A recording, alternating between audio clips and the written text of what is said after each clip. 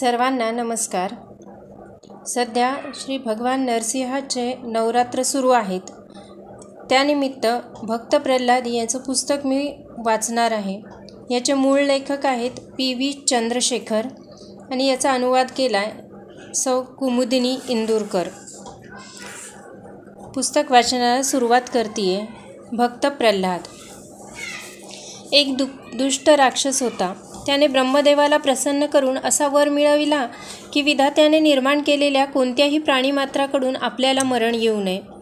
तसेच आपल्याला घरात अथवा घराबाहेर, दिवसा किंवा रात्री, आकाशात किंवा जमिनीवर कोणत्याही शस्त्राने मृत्यू येणार नाही, अशी ही अट त्या वरात होती. हा वर प्राप्त झाल्यामुळे आपल्याला अमरत्व प्राप्त झाले आहे अशा ऐटीत तो राक्षस राहू लागला. त्यामुळे तो अधिक अहंकारी बनला. देवदेवतांना तो फार छळू लागला. कुणी चुकूनसुद्धा विष्णूचे नाव घेतलेले त्याच्या कानी पडले तरी त्याचे रक्त खवळत असे. ब्रह्मदेवाकडून असा महान वर मिळविलेला असूनही त्या गर्विष्ठ राक्षसाला कठोर शिक्षा भोगावी लागली व अखेर त्याचा मृत्यू झालाच. देवगण अथवा मनुष्यप्राणी त्याचे नुसते नाव ऐकून भयकंपित होत. पण शेवटी ह्या दारुण अवस्थेतून सर्वांची सुटका झाली. त्या दुष्ट राक्षसाचे नाव हिरण्यकश्यपू होते. त्याच्या सत्तापाशातून व दुष्टपणापासून देवसुद्धा जगाला सोडवू शकत नव्हते. परंतु एका लहानशा बालकाने सर्व जगाला त्या भयंकर राक्षसापासून मुक्त केले. या बालकाचे नाव प्रल्हाद. प्रल्हादाची कथा फारच रसाळ आहे. तू गुरुकडून काय शिकलास? एक दिवस शांत स्वभावाचा आणि काळ्याभोर कुरळ्या केसांचा प्रल्हाद आपल्या आचार्यांच्या आश्रमासमोर विचारमग्न स्थितीत फिरत होता. आपला मित्र कोण आणि शत्रू कोण ह्या प्रश्नाने त्रस्त होऊन तो विचारात गढून गेला होता. ज्या घरासमोर तो फेऱ्या मारीत होता ते घर होते चंद आणि अमर्क यांचे. ही दोघे असुरांचे गुरु शुक्राचार्य यांची मुले होती. राक्षसांच्या इतर मुलांबरोबर प्रल्हादही त्यांच्याजवळ शिक्षण घेत होता. प्रल्हाद विनयशील, प्रामाणिक आणि श्रद्धाळू होता, म्हणून गुरुजन त्याच्यावर प्रसन्न होते. या व्यतिरिक्त राक्षसांचा शक्तिशाली राजा हिरण्यकश्यपू यांचा तो पुत्र होता. हिरण्यकश्यपूने 8ही दिशांचे रक्षण करणाऱ्या दिक्पालांचा पराभव केला होता. ब्रह्मदेवाला प्रसन्न करून आपल्यासाठी एक विलक्षण वरप्राप्तीही करून घेतली होती. त्याचे नाव ऐकताच देवदेवता भयभीत होत. अशा या गौरवशाली राजाचा प्रल्हाद हा पुत्र होता. या सर्व कारणांमुळे आचार्य शुक्राचार्य यांना प्रल्हाद आपला शिष्य आहे याचा फार अभिमान वाटे. प्रल्हादाचे गुरु जेव्हा मित्र आणि शत्रू यांच्याशी कसे वागावे याचे शिक्षण देत तेव्हा तो आचार्यांच्या शिकवण्याकडे तन्मयतेने लक्ष देई. परंतु आचार्य शत्रुमित्रात भेद का करतात हा प्रश्न त्याच्या मनात येई. परमेश्वर तर सर्वव्यापी आहे. आपण सर्व त्याचेच अंश आहोत. मग मित्र आणि शत्रू असा भेदभाव का मानायचा? शत्रूंची भीती का बाळगायची? प्रल्हाद विचारात मग्न असतानाच राजसेवकांनी त्याला राजमहालात नेले. हिरण्यकश्यपूने मुलाला मोठ्या प्रेमाने जवळ बोलाविले. राजपुत्राचे शिक्षण कुठवर आले हे जाणण्यासाठी तो उत्सुक होता.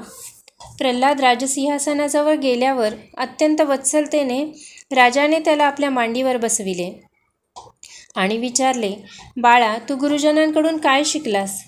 प्रल्हादाने उत्तर दिले, बाबा, मला ते शिकवतात की एका व्यक्ती माझा मित्र व दुसरा व्यक्ती शत्रू आहे. असे कसे? मी हे सर्व सोडून अरण्यात जाऊ इच्छितो. तेथे मी भगवान विष्णूची आराधना करीन. प्रल्हादाचे उत्तर ऐकता क्षणीच कोणीतरी आपल्या कानात काचेचा तप्त रसच ओतीत आहे असे हिरण्यकश्यपूला वाटले. भगवान विष्णू आपला कट्टर शत्रू असताना आपला पुत्र त्याची प्रार्थना करणार आहे म्हणजे काय? तरीसुद्धा हसत हसत त्याने आपल्या मुलाला निरोप दिला. हिरण्यकश्यपूने आचार्यांना निमंत्रण पाठविले. आचार्यांना तो म्हणाला, आचार्य, आपल्या आश्रमात कोणी शत्रू शिरला आहे काय? तो माझ्या लहानशा मुलाच्या मनात विष्णूविषयी श्रद्धाभाव निर्माण करून त्याचे मन विषमय बनवित आहे. कृपा करून सावध राहा व त्याला वठणीवर आणा. इतके सांगून हिरण्यकश्यपूने त्यांना निरोप दिला. ह्याला शिक्षा दिलीच पाहिजे. प्रल्हादाची इष्टदेवता भगवान विष्णू आहे हे जेव्हा चंद आणि अमर्क यांना कळले ते भयभीत झाले. त्यांनी प्रल्हादाला बोलाविले व प्रेमाने म्हटले, बाळा, खोटे बोलू नये, खरे बोलावे, असा विचार तुझ्या मनात केव्हापासून आला? येथे कोणत्याही बालकाच्या मनात असा विचार नाही. हा काय तुझा स्वतःचा विचार आहे? भगवान विष्णूंच्या कृपेमुळे मी ह्या भेदभावनेपासून अलिप्त आहे. मी स्वतःच हे शिकलो. इतर कोणीही मला शिकवले नाही. जेव्हा गुरुजनांनी त्याचे हे बाणेदार उत्तर ऐकले, तेव्हा प्रल्हादाविषयीच्या सर्व आशा त्यांनी सोडून दिल्या. ते म्हणाले, तू तर राक्षस कुळाला लागलेला कलंक आहेस. हा विष्णू राक्षसांचा शत्रू आहे. सर्व असुरांना नष्ट करण्यास तो टपला आहे. ह्यानेच तुझ्या काकाला मारले. असे सांगून गुरुजनांनी प्रल्हादाला घाबरविण्याचे व त्याचे मनोधैर्य खच्ची करण्याचे प्रयत्न केले. प्रल्हादाला नवीन विषय शिकविले तर तो विष्णूला विसरेल असेही त्यांना वाटले. त्यांनी प्रल्हादाला राज्यकारभाराविषयी सिद्धांत शिकविले. शत्रूला शांततापूर्ण मार्गाने पराजित करण्याचे मार्ग शिकविले. दुसऱ्यांना जिंकण्यासाठी भेटीदागल बक्षिसे देण्याची रीती शिकविली. शत्रूंमध्ये आपापसात भांडणे लावण्याची सूत्र शिकविले. त्यांना असे वाटले की या सर्व गोष्टींच्या अभ्यासामुळे प्रल्हादाचे मन भगवान विष्णूपासून दूर जाईल. एवढे प्रयत्न करूनही गुरुजनांच्या मनात भीती होती. म्हणून हिरण्यकशिपूकडे पाठविण्यापूर्वी ते प्रल्हादची आई कयाधू हिच्याकडे त्याला घेऊन गेले. माता कयाधूने आपल्या पुत्राला प्रेमाने न्हाऊ घातले, सुंदर वस्त्रे व अलंकार दिले आणि मग त्याला पित्याकडे पाठविले. प्रल्हाद खूप सुंदर दिसत होता. त्याने प्रेमभराने व आज्ञाधारकपणाने पित्याला वाकून नमस्कार केला. तेव्हा हिरण्यकशिपूने त्याला विचारले, बेटा, तू सगळ्यात उत्तम गोष्ट कोणती शिकलास? प्रल्हादाने आपल्या मनातील विचार प्रगट केले. तो म्हणाला, बाबा, काकांनी श्रीविष्णूचे नाव ऐकणे, मुखात त्याचेच नाव व मनात त्याचाच ध्यास असणे, त्याची पूजा करणे, त्याच्यासमोर नतमस्तक होणे, त्याची सेवा करणे आणि आत्यंतिक श्रद्धेने स्वतःला त्याच्याच पायी समर्पित करणे, हेच सर्वश्रेष्ठ ज्ञान होय. पुत्राचे हे उद्गार ऐकून हिरण्यकशिपूचे शरीर क्रोधाग्नीने धगधगू लागले. गुरुजनांना तो संतापाने म्हणाला, हे कपटी ब्राह्मणांनो, तुम्ही मुलाला वाईट गोष्टी शिकवून त्याचा सत्यानाश केला. शत्रुपक्षाला तुम्ही सामील झाला असून तुम्हाला माझा धाक आता मुळीच राहिलेला नाही असे वाटते. गरीब बिचारे गुरुजन, त्यांचे मन दुःखाने व भीतीने भरून आले. भीतीने कंपित होऊन ते राजाला म्हणाले, महाराज, आम्हाला क्षमा करा. स्वतः राजकुमाराचे म्हणणे असे आहे की हे सर्व तो स्वतःहून शिकला आहे. आम्ही आपल्याविरुद्ध कपट केले आहे असे कृपा करून म्हणू नका. आता राजाने आपला संतापाचा रोग गुरुजनांकडून प्रल्हादाकडे वळविला. तो म्हणाला, प्रल्हादाच्या मनात भीतीचा लवलेशही नव्हता. तो म्हणाला, मी जे काही म्हटले ते अपवित्र मुळीच नाही. मला हे कोणीच शिकविले नाही. मी इतरांहून वेगळा आहे असे मानणेच चूक आहे. भगवान विष्णूमुळे मला हे ज्ञान प्राप्त झाले आहे. आपल्या पुत्राचे हे उद्गार ऐकून हिरण्यकशिपूचा संताप अनावर झाला. प्रल्हादाला रागाने ओढून त्याने आपल्या सेवकांना आज्ञा केली की ह्या अपशकुनी मुलाला आत्ताच्या आत्ता माझ्या दृष्टी आड करा. ह्याला ओढत नेऊन मारून टाका. ज्याप्रमाणे शरीरात रोगाचा उद्भव झाला की ते नष्ट होते, त्याप्रमाणे आमच्या कुळात उत्पन्न झालेला हा शापित पुत्र संपूर्ण कुळाला नष्ट करील. अवाढव्य शरीराच्या व भयानक शस्त्रांनी सज्ज अशा राक्षसांना ती राजाज्ञा ऐकून अतिशय आश्चर्य वाटले. राजकुमाराची हत्या, परंतु राजाज्ञा मोडण्याची हिंमत त्यांच्यात नव्हती. शेवटी ते प्रल्हादाजवळ गेले. छोटासा प्रल्हाद श्रीविष्णूचे नाव घेत गंभीरपणे उभा होता. भाल्याच्या टोकांनी त्याला राक्षसांनी टोचले, परंतु प्रल्हादावर त्याचा काहीच परिणाम झाला नाही. त्याच्या केसाला सुद्धा धक्का पोहोचला नाही किंवा शस्त्राने तो घायाळही झाला नाही. हे सर्व बघून हिरण्यकशिपूची मती गुंग झाली. परंतु दुसऱ्याच क्षणी प्रल्हादाच्या विष्णुभक्तीचे स्मरण होऊन त्याला हत्तीच्या पायी देण्याची राजाने आज्ञा केली. ज्यांनी ही क्रूर आज्ञा ऐकली ते सर्व चळाचळा कापू लागले. प्रल्हाद मात्र शांत होता.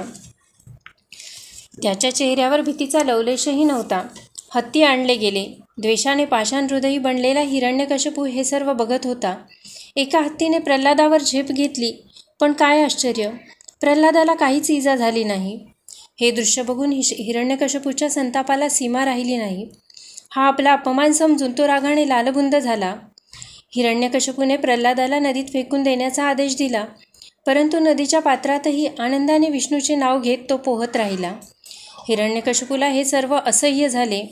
कोणत्याही प्रकारे प्रल्हादाची हत्या केलीच पाहिजे असा त्याने दृढनिश्चय केला. त्याला विष देण्यात आले परंतु श्रीविष्णूच्या कृपेमुळे त्या विषाचे अमृत झाले. त्यानंतर राजाच्या सेवकांनी त्याला पहाडावरून लोटून मारण्याचा प्रयत्न केला, तरीही त्याला काहीच इजा झाली नाही. तो फुलाप्रमाणे खाली आला व पुन्हा आपल्या वडिलांपाशी परतला. यानंतर त्याला अग्नीत फेकले, त्याचाही काही परिणाम झाला नाही. जल, वायू, थंडी, अग्नी यापैकी कुणीही त्याला बाधा पोहोचवू शकले नाही. हे बघून हिरण्यकशिपू हतबुद्ध झाला. तो म्हणाला, हा लहानसा 5 वर्षांचा मुलगा असूनसुद्धा ह्याच्या अंगी एवढी अचाट शक्ती कशी काय आहे?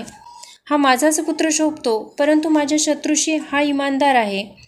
ज्या विष्णूने माझ्या हिरण्याक्ष नावाच्या भावाला ठार केले, त्याचीच हा माझा मुलगा पूजा करतोय. मी काय करू? हा माझा साक्षात काळच होय. या विचाराने हिरण्यकशिपू दोलायमान झाला. नारदाने शिकविले. त्यानंतर शुक्राचार्यांची मुले राजा हिरण्यकशिपूला भेटली. ती म्हणाली, हे राक्षस श्रेष्ठा, 3 लोक तुम्ही जिंकले आहेत. एवढे शक्ती संपन्न असताना तुम्हाला लहानशा बालकाची भीती का वाटते? थोड्याच अवकाशात आमचे वडील आचार्य शुक्राचार्य येथे येतील व ह्या बालकाला योग्य तऱ्हेने शिक्षण देऊन त्याच्यात बदल घडवून आणतील. प्रल्हाद बराच लहान आहे. मोठा झाल्यावर तो मार्गावर येईल. तोपर्यंत ह्या बालकाला आमच्याजवळ राहू द्यावे. राजाने ते मान्य केले. प्रल्हाद पुन्हा गुरुजनांबरोबर राहू लागला. राज्यशासन कसे करावे, शत्रूचा पराभव कसा करावा इत्यादी शिक्षण ते प्रल्हादाला देत. परंतु त्याला त्यात रुची नव्हती. दिवस जात होते. एकदा गुरुजन बाहेर गेले असता सर्व विद्यार्थ्यांनी खेळण्याचे ठरविले. त्यांनी प्रल्हादालाही जवळ बोलाविले. प्रल्हाद म्हणाला, मित्रांनो, मनुष्य जीवन ही अमोल देणगी आहे. फार कष्टाने हा जन्म प्राप्त होतो.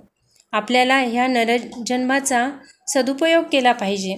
आपल्याला सुखी व्हावयाचे असेल तर आपण श्री विष्णूची भक्ती करणे आवश्यक आहे. त्यामुळेच आपल्या जीवनाला मूल्य प्राप्त होईल. नारद मुनींनी मला हे सर्व सांगितले आहे. आपल्या भक्तीने परमेश्वर प्रसन्न होतो व तो आपल्याला सर्व काही देतो. आपण जे शिक्षण घेत आहोत त्याचा आपल्याला काहीही उपयोग नाही. हा काळाचा अपव्यय होय. प्रल्हादाचे भाषण ऐकून सर्व विद्यार्थी आश्चर्यचकित झाले. त्यांना वाटले की प्रल्हाद सतत आपल्याबरोबर राहतो, अध्ययन करतो. त्याचे गुरुही चंद आणि अमर्क हेच आहेत. मग नारद प्रल्हादाचे गुरु कसे होऊ शकतात? त्यांनी विचारले, राजपुत्रा, तू तर सतत आमच्याबरोबर राहतोस. मग तुझी नारद मुनीशी भेट कशी झाली? त्यांनी तुला केव्हा शिकविले? मित्रांचे समाधान करण्याकरता प्रल्हादाने आपला भूतकाळ सांगितला. प्रल्हाद म्हणाला, फार वर्षांपूर्वीची ही गोष्ट आहे. माझे वडील तपश्चर्या करण्यासाठी मंदार पर्वतावर गेले होते. त्यावेळी देवांना राक्षसांच्या भूमीवर आक्रमण करण्यासाठी योग्य संधी मिळाली. राक्षसांच्या रक्षणास राजाच नसल्यामुळे त्यांचा पराभव झाला व ते सैरावैरा धावू लागले. देवांनी राजमहाल लुटला. देवश्रेष्ठ इंद्र माझ्या आईला म्हणजे कयाधूला युद्धात बंदिवान करून नेऊ लागले. माझी आई आक्रोश करीत असता योगायोगाने देवेंद्राला नारदमुनी भेटले. ते इंद्राला म्हणाले, इंद्रा, हा राजस्त्रीवर अन्याय आहे. असे करण्याचा तुला काहीही अधिकार नाही. त्या पवित्र स्त्रीला तू बंदी करून नेत आहेस. प्रथम तिला सोडून दे. इंद्र म्हणाला, महाराज, माझ्या मनात ह्या स्त्रीविषयी कोणतीही पापभावना नाही. ती ह्यावेळी गर्भवती आहे. मला भीती वाटते की हिचा मुलगा देखील आपल्या पित्याप्रमाणे आम्हाला त्रास देईल. मी हिला घरी घेऊन जातो. जेव्हा हिला मुलगा होईल तेव्हा मी त्याची हत्या करीन व नंतर हिला परत पाठवीन. नारद मुनी हसले व म्हणाले, मित्रा, मला खरी गोष्ट माहीत आहे. हिला होणारा मुलगा परमेश्वराचा भक्त होईल. तुम्ही त्याला मारू शकणार नाही. शिवाय देवांच्या राजाला हे शोभते काय? नारद मुनींचे हे बोलणे ऐकून इंद्रदेव खजील झाले व त्यांनी नारदाची क्षमा मागितली. माझ्या मातेला वंदन करून इंद्राने सोडून दिले. नारद मुनींनी तिला आपल्या आश्रमात नेले व तेथे भागवत धर्म व परमेश्वराच्या भक्तीचा मार्ग दाखविला. मी तेव्हा आईच्या गर्भात होतो. गर्भातच हे ज्ञान मी आत्मसात केले. जेव्हा माझे वडील परतले तेव्हा माझी आईसुद्धा राजमहालात आली. दिवसामागून दिवस गेले व माझ्या आईला भागवत धर्माचा विसर पडला. पण माझ्यावर त्या शिक्षणाचा पगडा कायम होता. तुम्हीसुद्धा ते ज्ञान आत्मसात केले तर तुम्हीही परमेश्वराचे भक्त बनाल. वराह अवतार. ही सर्व घटना ज्यावेळी गुरुजनांना कळली तेव्हा ते फार क्रुद्ध झाले. राजा हिरण्यकशिपूसुद्धा फार कोपाविष्ट झाला. सर्वच विद्यार्थी विष्णुभक्त झाले होते. त्यामुळे आता काय करावे हा त्यांच्यापुढे प्रश्न पडला. गुरुजन प्रल्हादाकडे गेले. ते प्रल्हादाला म्हणाले, हे तू काय केलेस? ह्याच विष्णूने वराह अवतार घेऊन तुझ्या काकाला ठार केले. त्यामुळे तुझे वडील विष्णूचे शत्रू आहेत हे तू जाणतोसच. प्रल्हादाने जिज्ञासेपोटी ती वराह अवताराची कथा सांगण्याचा आग्रह धरला. गुरुजनांनी सर्व मुलांना एकत्र बोलावून वराह अवताराची गोष्ट सांगितली. गुरुजन सांगू लागले, ज्यावेळी हिरण्याक्ष व हिरण्यकशिपू जन्मले तेव्हा सर्वच देवदेवता भयभीत झाल्या. ही दोन्ही मुले मोठी झाली. ती अतिशय धिप्पाड व धष्टपुष्ट होती. हिरण्यकशिपूपेक्षा लहान भाऊ हिरण्याक्ष अधिक बलवान होता. त्याने एकदा स्वर्गावर स्वारी केली. हिरण्याक्षाला बघून सर्व देवांची भीतीने गाळण उडाली व ते सर्व लपून बसले. त्याने वरुण राजाला युद्धासाठी आव्हान दिले. तेव्हा वरुण म्हणाला, माझ्याशी युद्ध करू नकोस, भगवान विष्णूच तुझ्याशी लढू शकतात. हे उत्तर ऐकून हिरण्याक्ष विष्णूला शोधू लागला. ह्याच वेळी परमेश्वराच्या नाकातून वराह बाहेर निघाला. तो फारच लहान होता, परंतु बघता बघता पहाडा एवढा मोठा झाला. यावेळी पृथ्वी समुद्रात बुडाली होती. ती या वराहाने आपल्या हनुवटीने वर उचलली व पाण्याच्या पातळीवर आणली. ही पृथ्वी नंतर तो ब्रह्मदेवाला देऊ लागला. वास्तविक वराहाचा पराक्रम बघून हिरण्याक्ष घाबरला होता, परंतु तसे न दाखविता तो गर्विष्ठ हिरण्याक्ष वराहाला म्हणाला, हे मूर्खा, पृथ्वीला आपल्या हनुवटीवरून उतरवून ती जिथे होती तेथे मुखट्याने ठेवून दे. मी तुला ओळखले आहे. तू वराह रूपातील महाविष्णू आहेस. आता मी तुझा शिरच्छेद करतो. हिरण्याक्षाच्या उग्र रूपामुळे संपूर्ण पृथ्वी कंपित झाली, परंतु वराहाने त्याच्याकडे दुर्लक्ष केले. तो समुद्रातून धीमेपणाने वर येऊ लागला. हिरण्याक्ष अत्यंत अधीरतेने म्हणाला, हे वराहा, मी आता तुझा समाचार घेतो. हिरण्याक्षाचे हे अपमानकारक शब्द ऐकून वराह क्रोधित झाला. त्याने पृथ्वीला एका बाजूला ठेवले. त्याचे नेत्र रागाने लालीलाल झाले. तो म्हणाला, तुझी ही दर्पोक्ती तुला मृत्यूचेच दार दाखवील. तू युद्धासाठी तयार हो. नंतर त्या दोघात घनघोर युद्ध झाले. हे युद्ध सर्व देवदेवता स्वर्गातून बघत होत्या. युद्ध सकाळपासून संध्याकाळपर्यंत चालू होते. हे युद्ध दिवसाढवळ्या बंद व्हावे अशी ब्रह्मदेवाची इच्छा होती, कारण रात्रीच्या वेळी राक्षसांची शक्ती वाढते. ब्रह्मदेवाची इच्छा मनोमन जाणून वराहाने हसतच हिरण्याक्षावर सुदर्शन चक्र फेकले. त्या चक्राने हिरण्याक्षाची सर्व शस्त्रे नष्ट केली.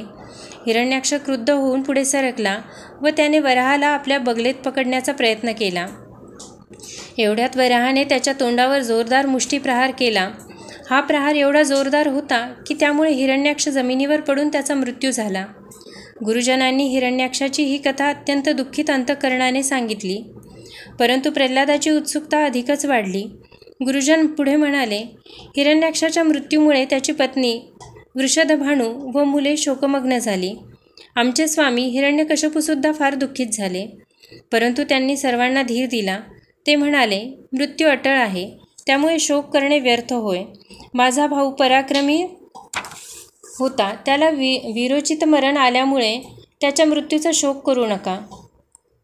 हिरण्यकशिपूने इतरांचे सांत्वन केले, पण मनोमन तो फार दुःखित झाला होता. ह्या घटनेपूर्वी हिरण्यकशिपू विष्णूचा द्वेष करीत असे. आता तर त्याला विष्णूचे नाव विषाप्रमाणे वाटू लागले. विष्णूचे नाव ऐकताच त्याचे रक्त खवळू लागले. त्याने आपले सेनापती इल्वल आणि नमुची यांना बोलाविले. त्याने आज्ञा केली की शक्य तेवढ्या विष्णुभक्तांना ठार करा. हिरण्यकशिपूच्या सेनापतींनी विष्णुभक्तांना त्रास द्यावयास सुरुवात केली. देवभक्तांची नगरे भस्मसात केली, मंदिरे जमीनदोस्त केली. राक्षसांच्या या तथाकथित पराक्रमाचे काय वर्णन करावे. गुरुजनांनी ही राक्षसी कृत्य फारच रंगवून सांगितली, परंतु त्यामुळे प्रल्हाद मात्र दुःखित झाला. हे आसुरी अत्याचार संपविण्याचे त्याने ठरविले. राक्षसांची मनोवृत्ती बदलण्याचा विचार त्याच्या मनात आला. धन्यवाद.